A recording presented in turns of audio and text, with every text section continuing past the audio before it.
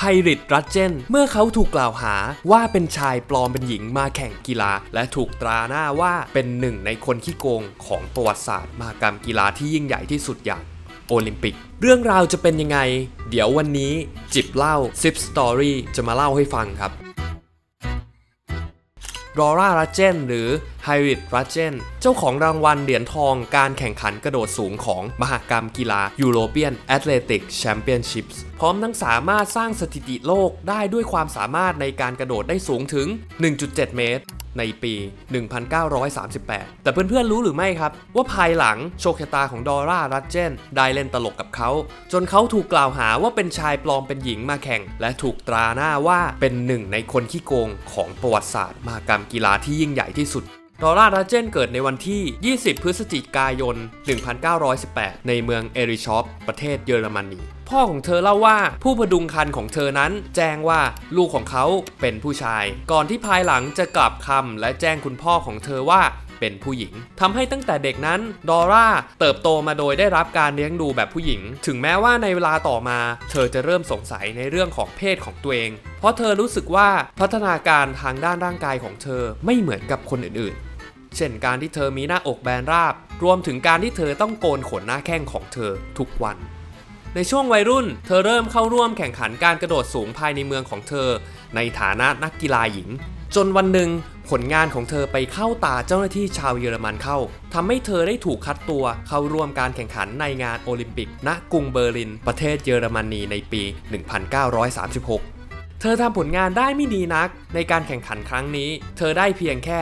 ที่ 6 จากการแข่งขันกระโดดสูงประเภทหญิงหลังจากนั้นเธอก็ยังคงมุ่งมั่นในการฝึกซ้อมจนได้รับโอกาสเข้าแข่งขันในรายการ European Athletics Championships ในกีฬากระโดดสูงหญิงครั้งนั้นเองเธอแสดงความสามารถในการกระโดดสูงและทำลายสถิติโลกด้วยการกระโดดได้สูงถึง 1.7 เมตรจนได้รับเหรียญทองไปครอบครองในการแข่งขันที่กรุงเวียนนาแต่โชคชะตากลับเล่นตลกวันหนึ่งในขณะที่เธอเดินทางจากกรุงเวียนนาเพื่อกลับไปยังบ้านเกิดเจ้าหน้าที่นาซีคนหนึ่งได้จับตัวเธอออกมาและทำการสอบสวนโดยกล่าวหาว่าเธอเป็นชายที่ปลอมตัวเป็นผู้หญิงเพื่อที่จะข้ามเขตแดนและมีความเสี่ยงที่เธอนั้นจะเป็นสปายที่ส่งมาจากทางประเทศอังกฤษและฝรั่งเศสเธอถูกจับกุมตัวไว้ที่สถานีตำรวจในบริเวณใกล้เคียงก่อนที่ทางเจ้าหน้าที่จะนำเธอไปตรวจสอบอัตลักษณ์ทางเพศโดยเจ้าหน้าที่ทางการแพทย์คนนั้นกล่าวว่าอวัยวะเพศของเธอนั้นไม่ได้มีรูปร่างลักษณะคล้ายผู้หญิง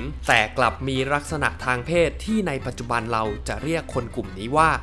อินเตอร์เซ็กหรือบุคคลที่มีลักษณะเพศกำกวมโดยดอร่าตั้งแต่กำเนิดเธอนั้นมีลักษณะอวัยวะเพศที่ทับซ้อนกันกล่าวคือมีอวัยวะเพศชายและหญิงในคนเดียวกันหลังการถูกจับกุมและตรวจสอบโดยแพทย์นั่นเองทำให้เอกสารราชการของเธอทุกอย่างถูกปรับเปลี่ยนเป็นชายและเธอก็เริ่มใช้ชีวิตด้วยตัวตนใหม่ของเธอในนามไฮริด รัตเจนในช่วงเวลาดังกล่าวไฮริด รัตเจนก็รู้สึกพอใจในตัวเองที่ได้ใช้ชีวิตในฐานะผู้ชายเนื่องจากเขาตั้งคำถามกับตัวเองในเรื่องของเพศมาทั้งชีวิตครับเขารู้สึกโล่งใจที่ทุกอย่างมันชัดเจนสำหรับเขาเสียทีนอกจากนั้นเมื่อทางการออกเอกสารดังกล่าวออกมาเขาเองก็ไม่มีสิทธิ์ปฏิเสธหรือทำอะไรได้มากนักเนื่องจากในช่วงเวลาดังกล่าวการตั้งคำถามเกี่ยวกับเพศการปฏิบัติตัวที่ขัดต่อเพศสภาพของตัวเองนั้นเป็นเรื่องที่สังคมยังไม่ให้การยอมรับมากนักภายหลังเรื่องของไฮริด รัตเจนเป็นที่ทราบกันในหมู่เจ้าหน้าที่ระดับสูงของพรรคนาซีเรื่องราวการแข่งขันกีฬาและชัยชนะของเขาก็เริ่มถูกลบเลือนหายไปในประวัติศาสตร์บทความต่างๆก็ถูกระงับไม่ให้มีการพูดถึงเนื่องจากเจ้าหน้าที่ระดับสูงของนาซีมองว่าเป็นเรื่องที่รับไม่ได้ในการที่เราจะปล่อยให้คนที่มีความผิดปกติทางเพศไปร่วมเข้าแข่งขันในนามตัวแทนของชาวเยอรมนีเพื่อป้องกันเหตุการณ์ดังกล่าวและทำการกีดกันบุคคลที่มีความผิดปกติทางเพศออกจากวงการกีฬาในวันที่ 21 พฤศจิกายน 1938 1 เดือนภายหลังการจับกุมตัวไฮริด รัตเจนเจ้าหน้าที่ระดับสูงของนาซีและคณะกรรมการโอลิมปิกสากลจึงได้ผลักดันให้เกิดนโยบายใหม่ในการตรวจสอบเพศสภาพของบุคคลที่เข้าแข่งขันในมหกรรมกีฬาโอลิมปิกโดยระบุว่าผู้เข้าแข่งขันหญิงทุกคนต้องผ่านการตรวจสอบจากแพทย์ผู้เชี่ยวชาญว่าตัวเองนั้นเป็นผู้หญิงจริงๆ และได้รับการรับรองจากแพทย์ถึงจะสามารถเข้าร่วมการแข่งขันได้ภายหลังนโยบายดังกล่าวถูกบังคับใช้ในปี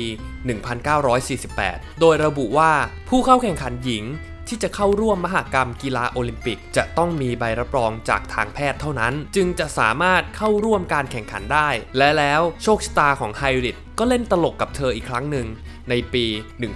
1957 ขณะที่สงครามเย็นกำลังครุกรุ่นหนังสือพิมพ์ฉบับหนึ่งของอังกฤษได้ตีพิมพ์บทความภายใต้พาดหัวข่าวที่ว่า He was a man all the time หรือเขาเป็นผู้ชายมาโดยตลอดโดยมีการกล่าวอ้างว่าไฮริด รัดเจนถูกบังคับโดยเจ้าหน้าที่ระดับสูงของนาซีให้ลงแข่งขันกีฬากระโดดสูงประเภทหญิงในปี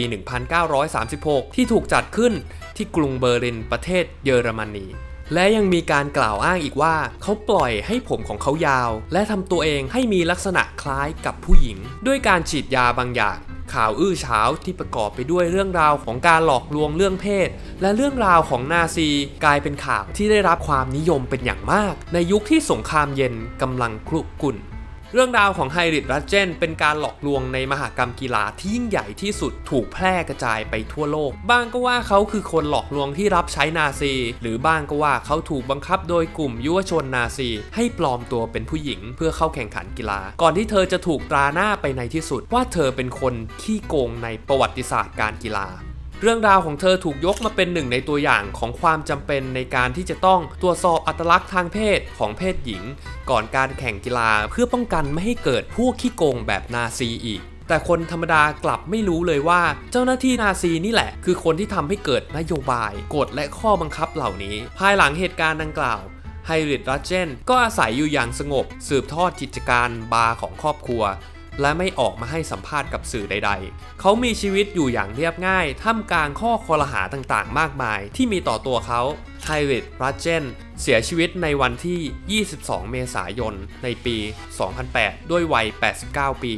เรื่องราวของไฮริด รัดเจนทำให้เราต้องกลับมาตั้งคำถามกับกฎหรือนโยบายบางอย่างในเรื่องเพศของโลกในปัจจุบันกฎหรือนโยบายบางอย่างสอดคล้องกับกระแสในโลกปัจจุบันมากแค่ไหนและในขณะที่ความคิดอ่านของมนุษย์กำลังวิวัฒนาการไปไกลมากยิ่งขึ้นความซับซ้อนทางเพศและเรื่องราวของอัตลักษณ์ทางเพศอยู่ภายใต้กฎที่เป็นธรรมต่อทุกคนหรือยังเรื่องราวเหล่านี้คือเรื่องราวที่คนรุ่นเรายังคงต้องหาคำตอบเพื่อไม่ให้ต้องเกิดคนที่ถูกกล่าวหาอย่างไม่เป็นธรรมอย่างดอร่า รัดเจนหรือไฮริด รัดเจนอีก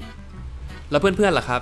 คิดว่ากฎหรือนโยบายเรื่องเพศอะไรที่ต้องปรับเปลี่ยนในโลกปัจจุบันคอมเมนต์กันมาได้เลยครับแล้ววันนี้จิบเล่า10 Story ขอตัวลาไปก่อนอย่าลืมกดไลค์กดแชร์กด Subscribe เพื่อเป็นกำลังใจให้พวกเรากันด้วยนะครับขอบคุณที่รับฟังกันครับผม